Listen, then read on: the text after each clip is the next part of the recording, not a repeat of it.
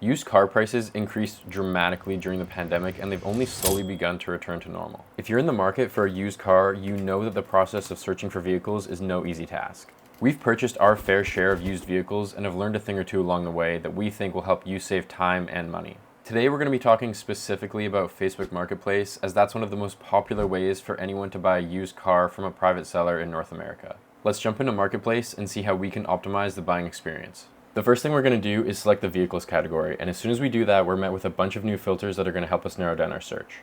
If you know exactly what you're looking for, you can go ahead and input the exact make, model, and year into the filters, but if you're just on the prowl for some good deals, here's how you're going to find them. First, go to mileage and input a minimum of 1235. This may seem like an oddly specific number, but it is actually the absolute perfect number to eliminate ads that do not list the true mileage of the vehicle, regardless of if you're looking at miles or kilometers. In my opinion, if someone is concealing or misleading you by listing the mileage as something it is not, that will likely be a seller that you don't really want to deal with. Some sellers like to list their mileage at 1234, or drop a zero and list it as something like 385. If you input 1235, it will remove all of these from your search, and realistically the chances of the mileage truly being below 1235 on a used car being sold by a private seller or marketplace are very low. If you're looking for this type of vehicle, you'll be better off on Bring a Trailer or Cars and Bids. You can set the maximum mileage to whatever you're looking for. Nothing special there. I tend to go with 150,000, but this will of course depend on what you're willing to spend. You can also set the minimum price to 1235. In this case, it will likely remove all of the ads where people are looking for potential buyers to make them an offer. Up to you if you want to do that or not. The rest of these filters are highly dependent on what you're looking for, so we'll leave those up to you. Once you found a car you like, we'd recommend opening up a new Marketplace tab and adjusting the filters to only show the same make, model, and approximate year. This will help you compare your find against all of the other listings for the same vehicle and allow you to understand the market for that particular car. On the scale of overpriced to way too good to be true, we want to be somewhere in here. We want a deal, but if the price is unrealistically good, it probably is. Now that you've started your search, let's take a look at some green flags and some red flags when it comes to the ads. Green flag ads have lots of pictures both of the interior and the exterior of the car. Preferably the car is clean. This shows that the owner takes care of the car. If they can't be bothered to clean the car before taking photos, they also probably can't be bothered to maintain the car properly. And that's probably a car you don't want to own. Thoughtful descriptions that includes things like recent maintenance done or any of the issues that the car has. Honesty, it's a big thing. If people are honest about the issues, it's probably worth buying.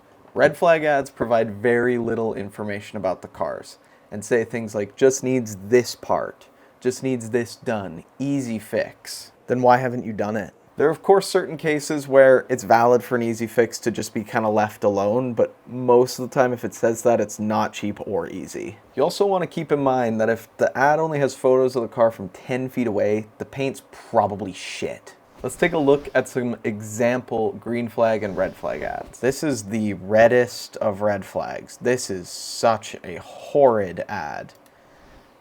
2 photos of the car. It's on BBS's, it's got Recaros, but like no information. And it's $22,000 with no mileage, no listing information about the car. It looks okay. This is just avoid.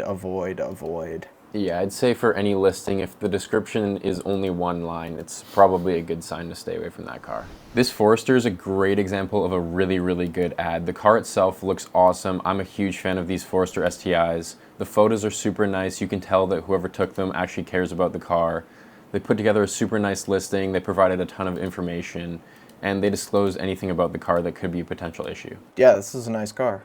The paint's really nice. The interior looks pretty good. Doesn't look like it has many issues. This is a good car. This is a good ad. Let's say you find the right car and you send the seller a message. You want to pay attention to how they communicate once you reach out to them. If they're hard to get a hold of, that's not an issue. People have lives and jobs. But if they're vague in their responses and they're really hard to set times to meet with, it's probably a sign that it's not the right car. When it comes to checking out a car in person, sometimes the owner may not want you to drive it, and that's understandable. But if they won't even take you for a drive in it, avoid it like the plague. Always take a good look around and under the car for rust. Rust is a big issue. Some minor surface rust is okay, just very little that's easy to fix. But anything that's rotting or kind of looks like it's been covered with either undercoating or paint, no go. Listen for any strange noises. A little belt squeal is fine, but any clunking or knocking or tapping, that's not really something you want to deal with. Feel the way the car drives. Does it pull left or right? Does the steering wheel shake or feel sloppy? Is the suspension working as it should? If possible, we'd definitely recommend trying to get on the highway and get up to cruising speeds. You'll really feel it then. If you're looking at a manual car, here's a quick list of things to check. Does it grind in certain gears? Does a clutch slip? Does it pop out in certain gears? Is the shifter sloppy and hard to direct? And a little fun fact, the easiest gear to check where the clutch engages is reverse. Make sure you test all the electronics. Do the windows shut properly? Does the sunroof shut properly? Does the AC or heat even work? Does the radio work? Make sure you check out the interior for stains or mold. Does the interior stink or smell musty? Mold grows really quickly in cars that have water leaks or even if they've just been sitting for a long time. Look for rock chips and paint damage. Most cars have some swirls from washing, but avoid cars with sun damage or damage that will buff out. It won't. Look for fluid leaks. Don't just check on the ground. Make sure you get down there and look up on the block or around the oil pan or the transmission. Minor leaks are okay, but any big, massive leaks, that's just a no-go. When it comes to making an offer, take into account any issues that may not have been listed in the ad, and make a reasonable offer for the seller. Stay true to your budget. If you only have a certain amount of money to spend on the car and you can't make it work, it's just not meant to be. There's plenty of fish in the sea. Don't overlook issues because you think the car is cool. One or two small issues is okay, but if things are just not looking right, you just gotta let go. I found that out from personal experience.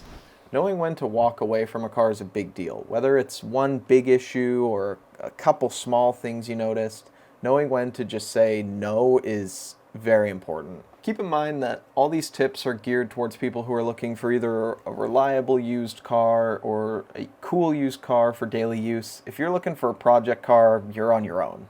If you have any good tips we didn't list that you think are relevant, let us know in the comments. We're always open to suggestions.